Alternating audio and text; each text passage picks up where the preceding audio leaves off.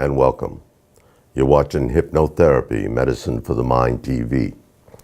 I'm your host, board-certified consulting hypnotist, Alan Alves, and I'm the owner of South Coast Hypnosis Center in Fall River, Mass.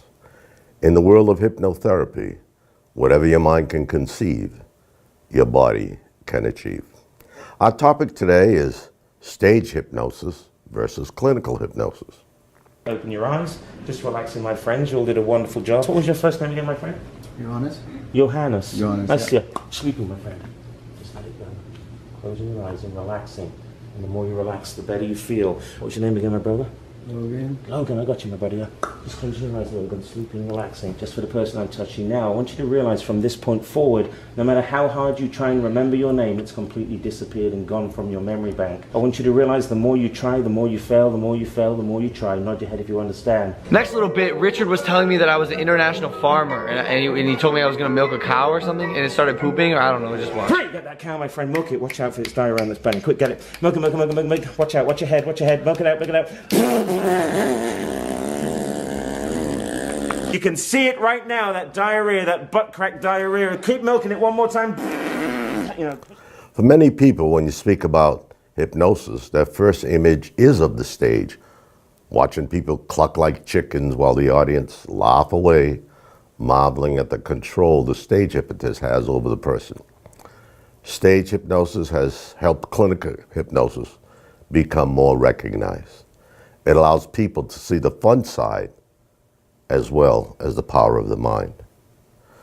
So how does stage hypnosis differ from clinical hypnosis that is used for therapeutic reasons? Or the trance you enter when under hypnosis is the same for both the stage and the therapy room. The difference is the goal, the objective. When you're on stage, you're entering into the trance with a view of having fun with your subconscious, playing games and entertaining the audience. You're in that frame of mind. Just like all hypnosis, stage hypnosis is self-hypnosis. You have to want to go on stage and participate. Stage hypnosis is usually performed in front of an audience for the purpose of entertainment, usually in a theater or a club, party, or even a school. A modern stage hypnosis performance typically delivers a very funny comedy show with volunteers from the audience, your friends, your neighbors, and other stars. The comedic suggestions of hallucinations remain only temporary due to the mental commitment one makes when going into a stage show without even acknowledging it. Stage hypnosis performers must always encourage audience members to look for further benefits in hypnotherapy or clinical hypnotism, as most do both. The stage hypnotist arrives to the theater with no information.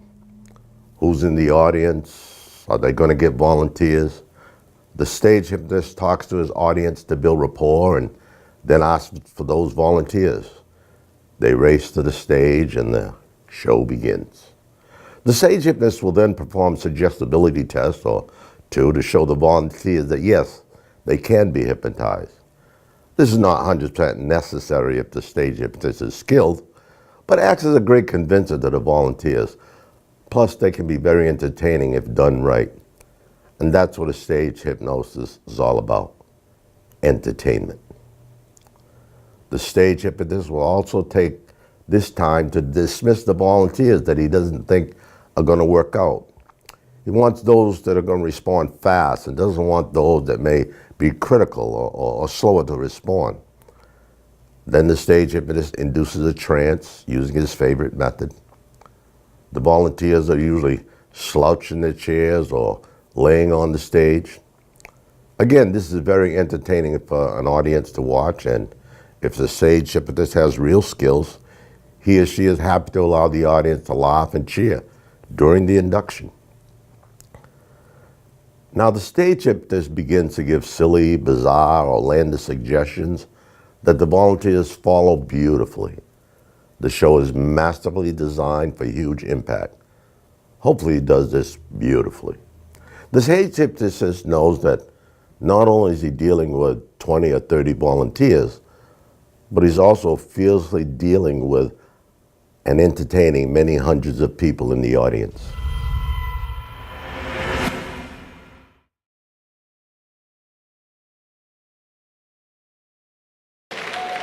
We are continuing on to the next phase. So far, batting 1,000.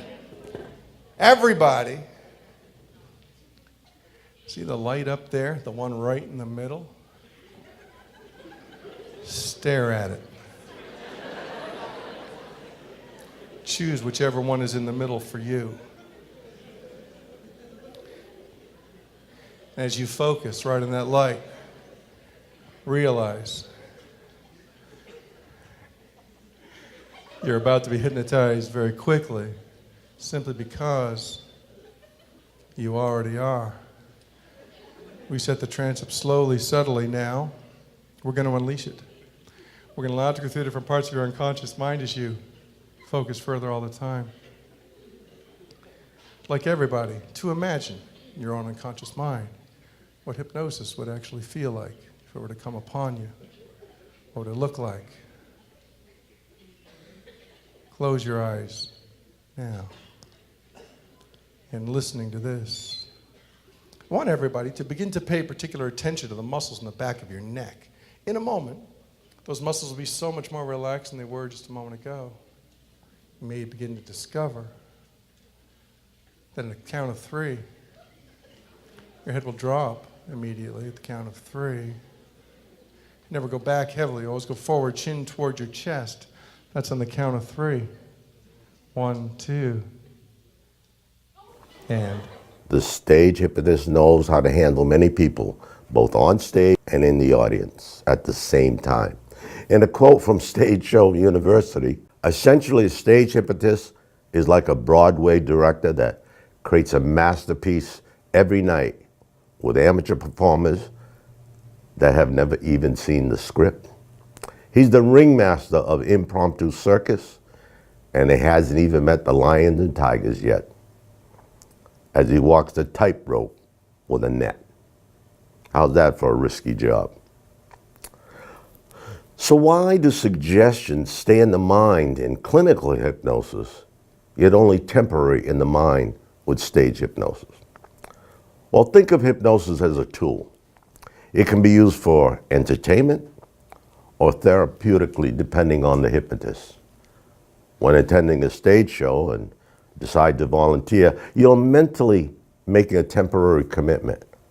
However, when seeking hypnotherapy or clinical hypnosis, you make a mental commitment for change and is enhanced in future sessions. With hypnosis or hypnotherapy, it is the client who chooses the hypnotherapist, not the other way around. Now, I mostly do hypnotherapy at my office, but I have done stage shows in the past, and even now occasionally for a worthy cause. I know a few of the world's best stage hypnotists, and I've studied under a couple of them. Stage hypnosis is safe, fun, and rewarding. A typical 90-minute show for an average stage hypnotist can grant him a near minimum of $1,000 and upwards to multiple thousands, depending on the hypnotist and the venue. So in that sense, I meant rewarding. As I've mentioned in earlier shows, everyone has a trait what we call hypnotizability. And just like all traits, their strengths are different in different people. It's always fun to find those high in hypnotizability, not only to have a good show, but in most cases, you have a limited time constraints. Stage hypnosis is real, and except for the occasional faker who gets spotted right away, I might add, is very entertaining, especially if you go with friends. So if you haven't been to a hypnosis comedy show, I highly recommend you attend one soon. You'll enjoy yourself immensely.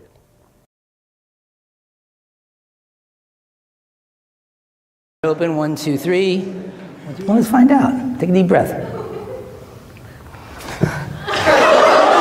Sleep way down deep. Well, then, take a deep breath. 5, 4, 3, 2, 1. Sleep all the way down. Deep sleep. Stuck like glued back into your deep sleep. Deep sleep. Deep sleep. Deep sleep. Deep sleep. Don't have to do it if you don't want. Sleep way down deep.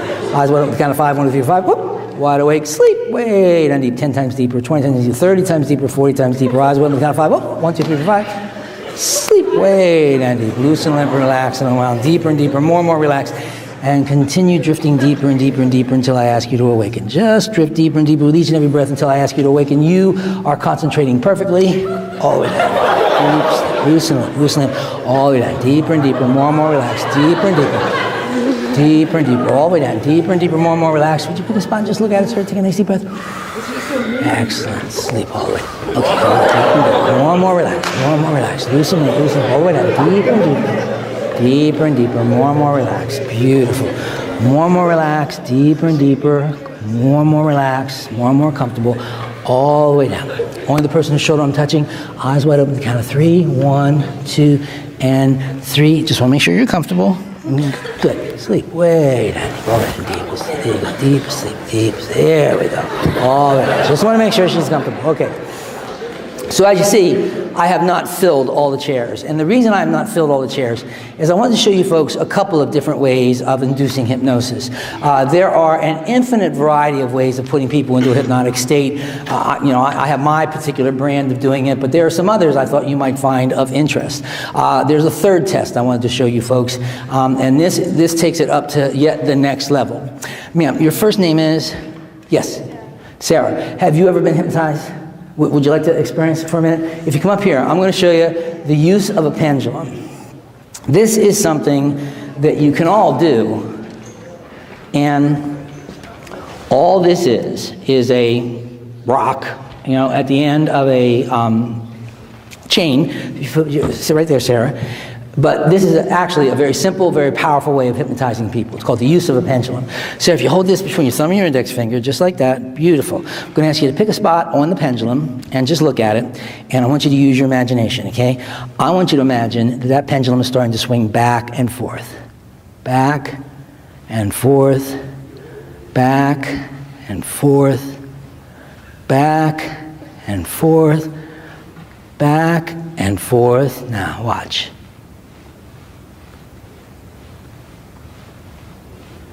There it goes. 5, 4, 3, 2, 1. All the way down.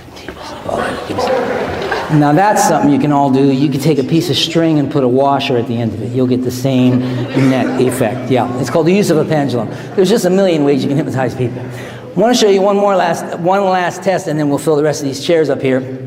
This is known as, not coincidentally enough, as the hand clasp test. Very easy to do. Uncross your legs and feet, please. Put them flat on the floor. Extend your hands straight in front of you like so. Clasp your hands together like so. Beautiful.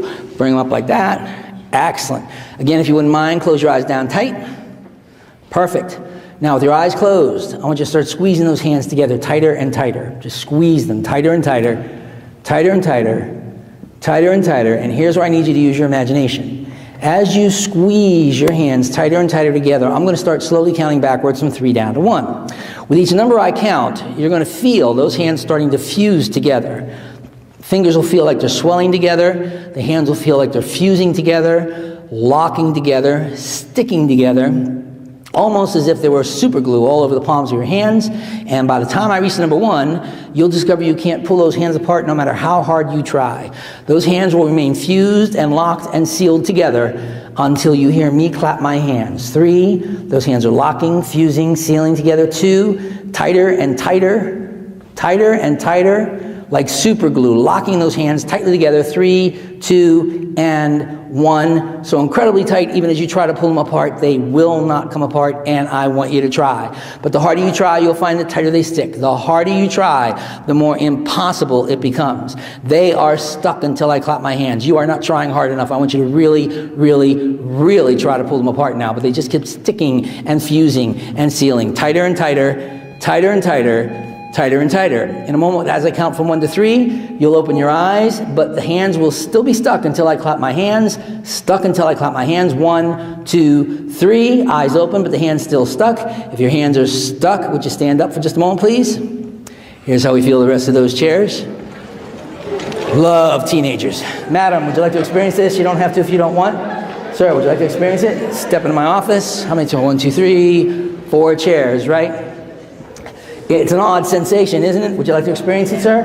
Grab a chair up here. I think I got the same number of guys as ladies. And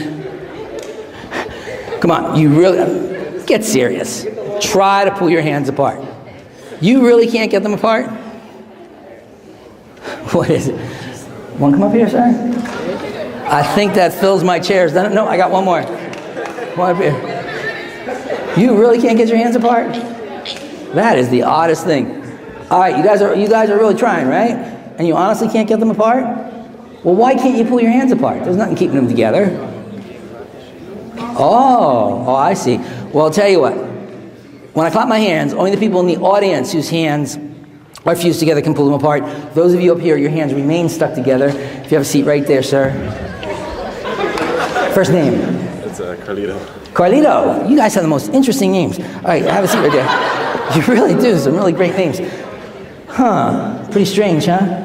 Well, let me show you something, Carlito. Sleep! Oh, we got 5. As you can see, stage hypnosis can easily change beliefs and perceptions of reality in a complete stranger who mentally only agreed to allow to be hypnotized temporarily, publicly, for fun. Imagine mentally agreeing privately with yourself to be permanently changed with this tool and repeating this trance-like state until that change is realized. That's clinical hypnotherapy. No pills, no needles, no pain, no hospitalization, and strictly confidential. I'm very passionate about it because it's like a personal mission, a purpose or a driving force to heal people, to be of service, much like my mission of my 30 years as a police officer. In addition to hypnotherapy, it changed my life. At a brief period of time in my life, I suffered from severe anxiety and depression. Hypnotherapy erased it all, threw away the pills I had. Some of the situations are still there, but they don't have the same importance or effect. You deal with them, and life goes on. Hypnosis also helped me kick 3 packs of cigarettes a day habit I once had. I am passionate because it works. I witnessed it in myself, in mine and other hypnotist clients. Stage hypnosis publicly show the power of the mind, as you will see in the next short stage show clip. Hypnosis can make you believe in a puppet hypnotist. Put your legs down. Put your legs down. Now sit there. I know you're comfortable. I know you're comfortable. And now, look at me in the eyes. Look at me. Look at me. Look at my eyes deeply, deeply. Sleep.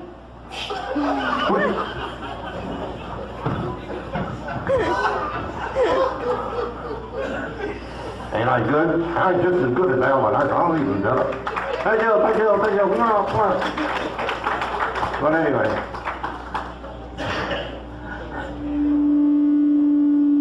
I didn't do that. Yes, you did. I didn't do that. Yes, you did. You're a jerk. I'm gonna put you away. Okay. This is my first night out. Except when I dated his wife when he was at work. Unlike stage hypnotists, clinical hypnosis or hypnotherapy, hypnosis is discussed with the client, treatment is unique to each client, and informed consent is essential, so there's no coercion to maintain hypnosis. The hypnotherapist explains the process, giving as much time to the client's needs as necessary. Encourage the client to withdraw if the treatment is not something that they want to continue with, and focus on building a positive, trusting, and respectful relationship such that the client has the best possibility of treatment outcomes. So in looking at what the difference are between a stage hypnotist and those who practice hypnotherapy, there are some similarities in terms of technique, but the difference are mainly centered around the application of the techniques, the ethical and moral framework in their use, and how the client or patient is involved in the process of their treatment. Similarly, with clinical hypnosis, you have to be willing. You have to want to make that change. For example, if you want to stop smoking, you don't necessarily need to know how you're going to do it, but you have to want to be smoke-free. If you only come in for hypnotherapy because you've been nagged into it by your wife or your children, that's not enough. You'll still enter the trance state, but the hypnosis won't have the amazing, long-lasting effects that it could have had if supported by your willingness to quit. Hypnotherapy uses hypnosis as a clinical method to help individuals with problems they may be facing. Anything from phobias to anxiety, weight loss, bad habits, headaches, smoking cessing. You get the picture. A client will generally make an appointment to see a hypnotherapist, and the hypnotherapist will discuss the issue at hand, remove all fears and misconceptions about hypnosis, and let them know what to expect and build rapport with that client. The client will then get relaxed in a big cozy chair or a comfortable couch while the hypnotherapist induces trance using his or her favorite method. While in trance, the hypnotherapist will usually talk directly to the subconscious mind and give suggestions to create the change that is needed or required. Remember, during this trance, the critical conscious mind takes a mini vacation, and all this work is done at a subconscious level. Is the subject aware? Of course. There are many myths that surround hypnosis, and a hypnotized subject is aware during the entire process. They simply relax and become more trusting while in trance. That's how the change takes place. After this process, the client walks into the world and hopefully notice those changes. Some people need to see a hypnotherapist for multiple sessions for real work to take place. Others go in once and boom, the work is complete. So if you want to have a funny and entertaining evening, seek out a comedy hypnosis stage show, whether it's locally or whether it's in Vegas or on a cruise ship. But if you're serious, please consider medical hypnosis as a standalone or complementary therapy to what you're already doing.